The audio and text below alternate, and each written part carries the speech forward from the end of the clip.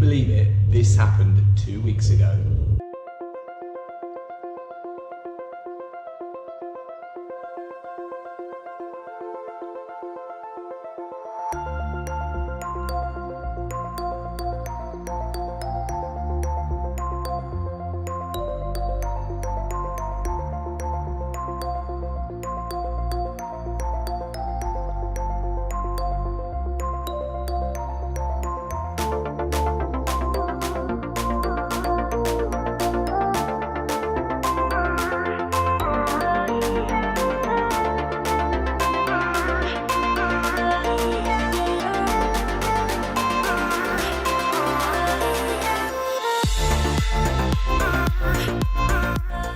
Yes, that's right. It's 2 weeks since I ran the Brighton Marathon, my first marathon.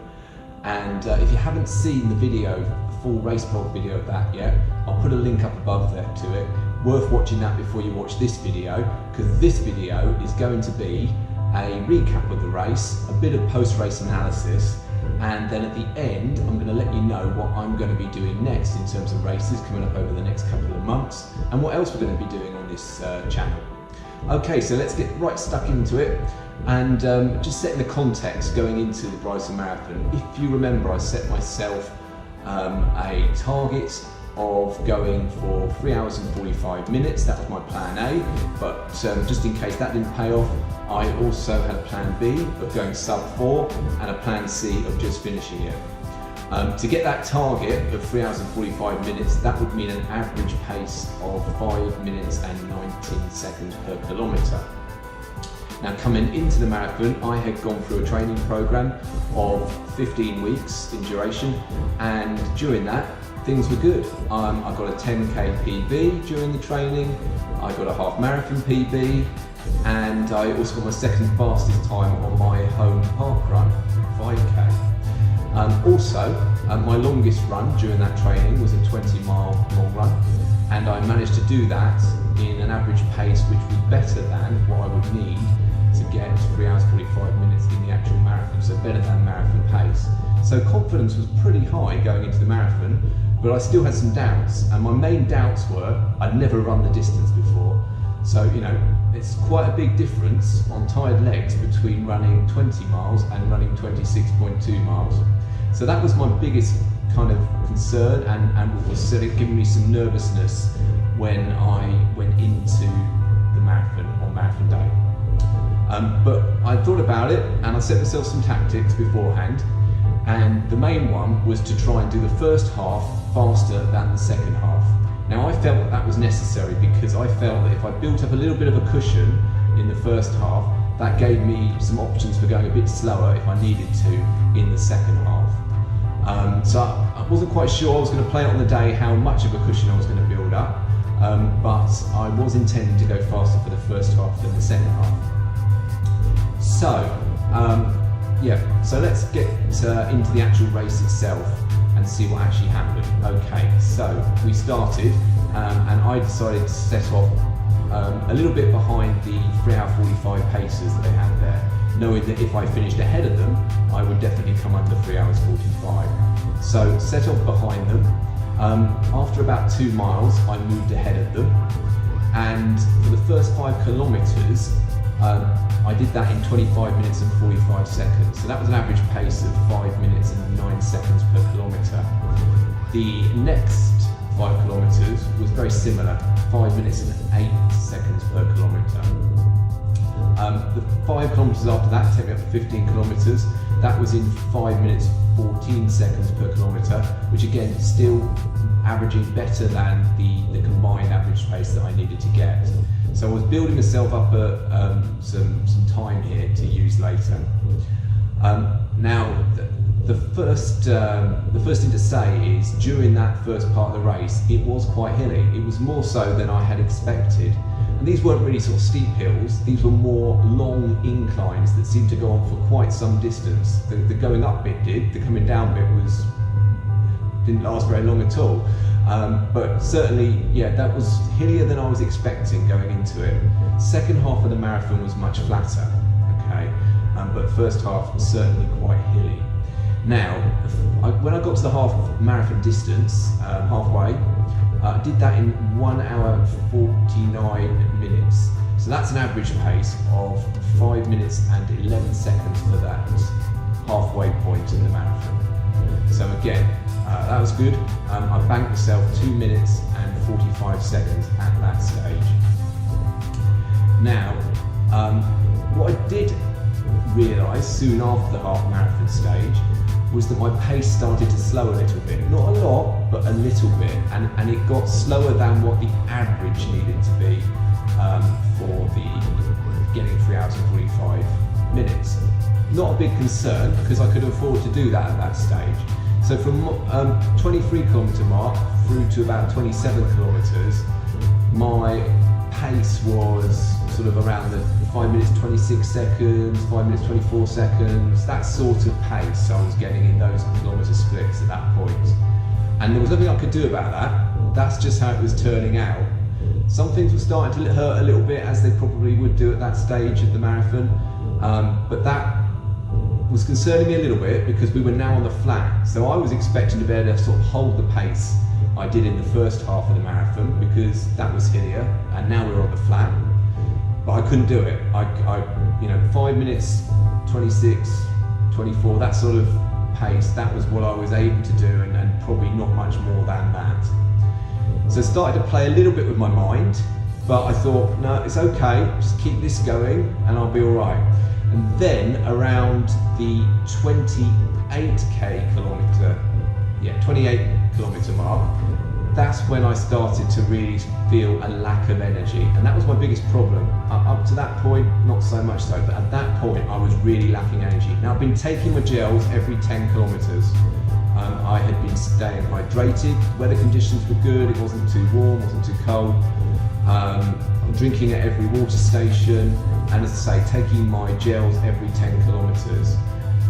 But I was lacking energy, and I started to notice that, and again it was playing on my mind. So we got to a water station around 28 kilometres, and I thought, right, I'm just going to slow down and I'm going to walk whilst I'm drinking the water from that water station.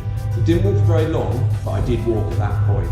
Now, I've never walked in a race before, but obviously marathon, much bigger distance, and yeah, I needed to walk at that stage, and I took the decision to do so. So got going again, but at the 30 kilometre mark, that's when I had to walk again, and I walked for longer. I actually probably walked for about half a kilometre at that point of the marathon. So that was, yeah, things were getting quite tough at that stage, and my energy, I was not getting enough energy to really sort of carry on running without stopping and walking for bits. As soon as I'd walked for a little while, I could get running again. It was hard, but I could get going. And you know, by this stage, I knew the 3 hours 45, that was out the window. It wasn't going to happen. But I was concerned then, would I go sub 4? So I still had to push quite hard to get to that sub 4. Anyway,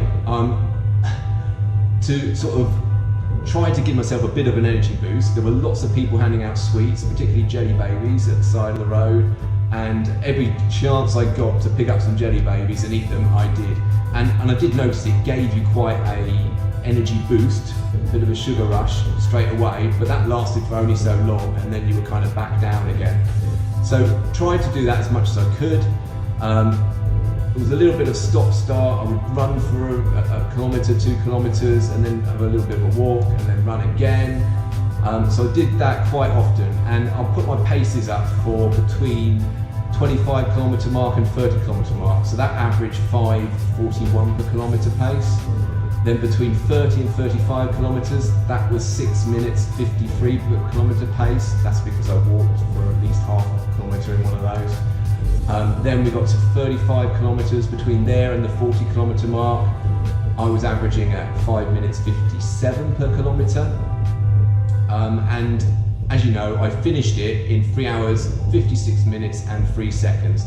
So still, as I said before, delighted with that time. It came in sub 4, that was the plan B. But that meant that the second half of the marathon was 2 hours, 6 minutes, which was quite a bit slower than I was expecting. So I won't overanalyze it all too much. I still don't really fully understand myself what kind of went wrong. Why did I have to stop and walk? You know, I think the marathon is a different beast altogether in terms of races. You don't train up to that distance. You train to 20 miles to 22 miles. You're not supposed to train over 3 hours in time. So for me, that was around the 20-21 mile marker when I was training. You've got to go further than that in the actual race, and it's only when you do it you really see whether you can do it. So I do put it down to a few things. Perhaps I need to look at my nutrition in the week before. Maybe that was, not quite right. Certainly I didn't sleep. I had some nights where I wasn't sleeping well in that week before the marathon. There could have been some tiredness there. That could have helped, or not helped, but that could have led to the lack of energy I was then experiencing in the latter stages. And I suppose the other thing is, did I go out too hard on the hilly bit during the first half of the marathon? Should I have been more evenly paced?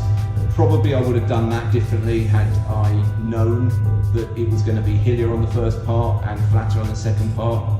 It would have probably been better just to hang with the paces on the first part and then see if you could push on from there. So anyway, guys, that is my recap of the Brighton Marathon and how my race went.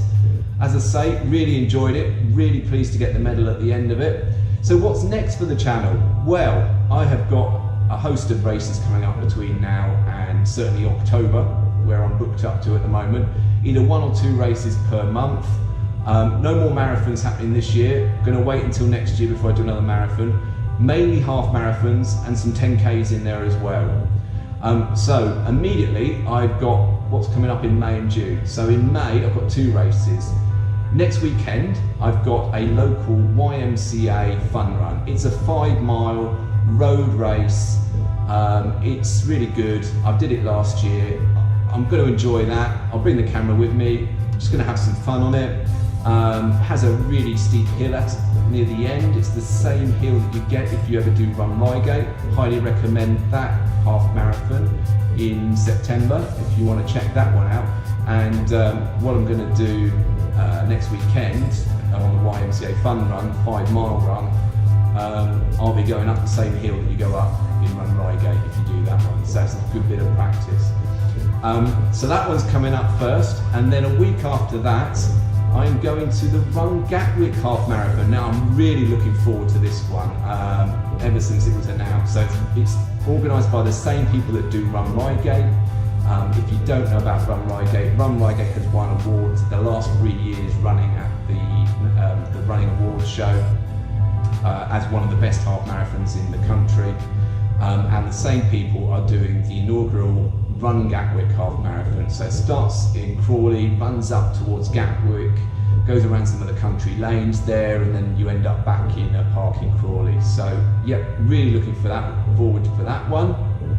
And then